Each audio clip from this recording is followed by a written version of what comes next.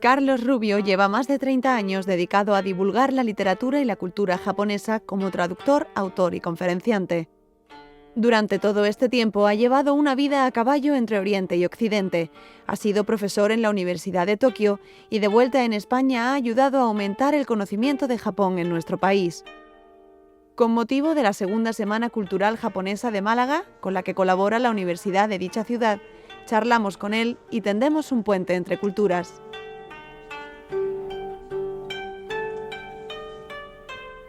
Los que están en formato más pequeño son las que se llaman obras semi-biográficas de Murakami. Mi interés por la cultura japonesa obedece a varias causas que confluyen. Siempre las cosas que hacemos son confluencia de muchos factores. Y yo pensando sobre esto que me preguntas, que ya me lo han preguntado muchas veces, pienso que en mis años de universitario, lo cual ya por la edad que tengo fue casi en la Edad Media, y fue cuando yo estaba en Estados Unidos, que tenía amigos japoneses. Y al ver que yo preguntaba mucho sobre Japón, pues muy amables me regalaban libritos de literatura japonesa en inglés, eran los años 70. Y entonces yo leí esa literatura y como era estudiante de literatura, comparadas, fue un gran descubrimiento, ¿no? Porque me pareció que la sensibilidad en la forma de escribir, las técnicas narrativas, esa mezcla de introspección y frescura en la expresión, eran únicas, algo distinto. Y dije, uy, esto algún día quiero ir a Japón o estudiar japonés o algo así, pero como tenía en ese momento otros intereses más apremiantes, lo dejé un poquito ahí estacionado, ¿no? Y fue 10 años después que me salió la oportunidad de ir a Extremo Oriente. Tuve un trabajo en la Universidad de Tokio de profesor, iba para estar un año y me fascinó tanto que me casé con una japonesa y me quedé 5 años. Y eso fue en los años 80.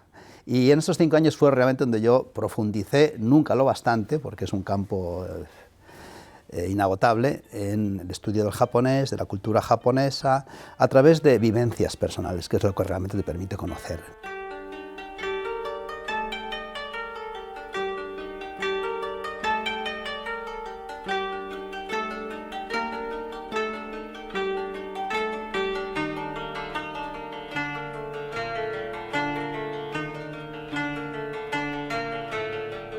Los españoles en general, como estamos quizás en los extremos, en las antípodas, Japón y España, ¿no?, tenemos una atracción mutua que yo he observado. Muchos japoneses se interesan por temas de España y españoles lo vemos hoy día muchísimo por Japón, porque nos suele interesar aquello que se diferencia de nosotros.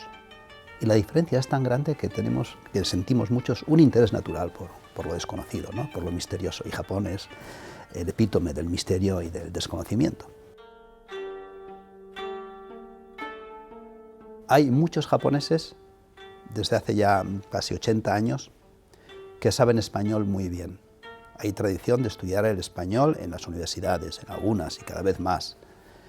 En cambio, en España no ha habido esa tradición de estudiar el japonés. Hoy día todavía son muy pocas las universidades y pocas las escuelas oficiales de idiomas, entre las cuales una excepción honrosa es la de Málaga, justamente, que fue pionera en Andalucía, en ofrecer estudios de japonés. Entonces ahí nos sacan, ahí tenemos números rojos, que yo creo que tenemos que combatirlos. Se sabe muy poquito sobre Japón en España, aparte de estereotipos. Se sabe algo del kimono, del samurái, estos mitos.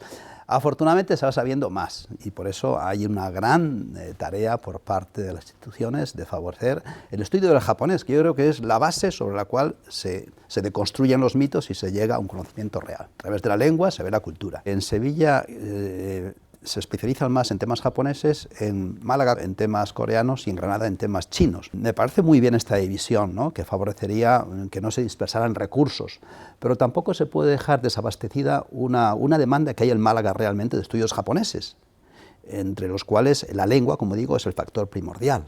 Y hoy día, que yo sepa, sí, se enseña el japonés en la Escuela Oficial de Idiomas y en alguna academia más, pero sería interesante también incorporarlo en el currículum de las universidades como piedra fundacional de los estudios de Japón y también crear una red de convenios con universidades japonesas para intercambiar estudiantes. Un estudio del japonés no vale de mucho si es teórico, pero si se suplementa con una estancia de un año, por ejemplo, como mínimo, ¿no?, en Japón, ya entonces tiene más repercusión en el futuro del estudiante.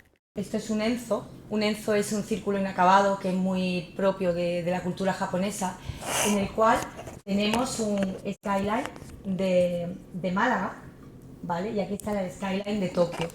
Somos casi antípodas, es decir... Esta iniciativa del Japón en Málaga, que es su segunda edición, hay que darle enhorabuena a los que la han impulsado, porque además Málaga es una ciudad que tiene mucho atractivo para los japoneses. Es todo lo que no tiene Japón, ¿no? Tiene el sol, la luz, la alegría de la gente, la espontaneidad. ¿Y por qué Málaga y Japón?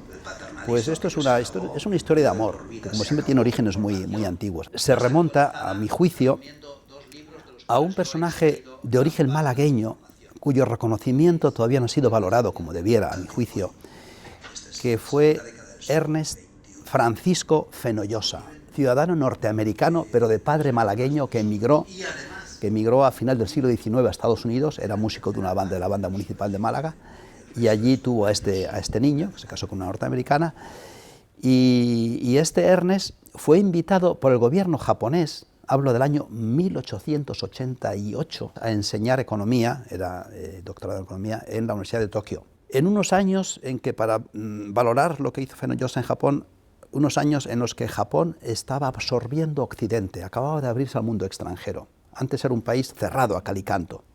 Y entonces, en esta apertura al mundo occidental, los japoneses estaban maravillados con el arte occidental y al mismo tiempo se avergonzaban un poquito de su propio arte.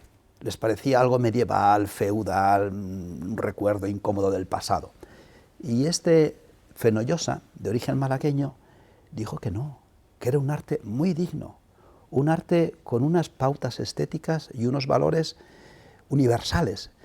Él fue, con sus conferencias y sus libros, el que enseñó a los japoneses a valorar su propio arte en esos años. Entonces rápidamente dejó su puesto y fue comisionado por el gobierno imperial de la época de Meiji a crear la colección de arte oriental del recién creado Museo Nacional de Tokio, de la Casa Imperial, y fue una autoridad en la materia. ¿Alguien de los presentes ha leído alguna novela de Murakami, Haruki Murakami? ¿Sí? Sí, bastantes, vaya. Eso me va a hacer superarme, ¿eh? Hay mucho conocimiento de Japón. Si me preguntas sobre las puertas de entrada de los japoneses en España, hay estereotipos en el manga, las artes marciales y modernamente el haiku. Sin embargo, te voy a decir que el haiku fue una de las primeras puertas. Ya a final del siglo XIX ya se traducían haikus del japonés a través de segundas lenguas, del francés y terceras lenguas, del francés y del inglés al español. Entonces ya se conocían y poetas de la generación del 27 los cultivaron en España.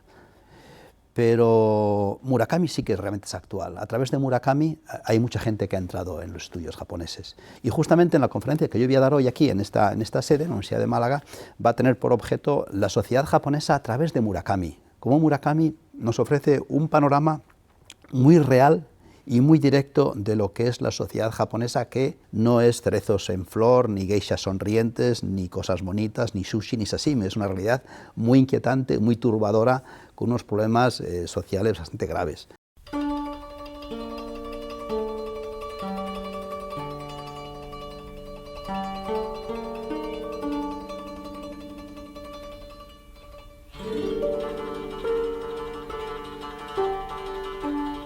Siempre ha habido estereotipos que nos permiten entrar, puertas. Y yo lo veo con mis estudiantes que he tenido de Japón en los últimos 30 años.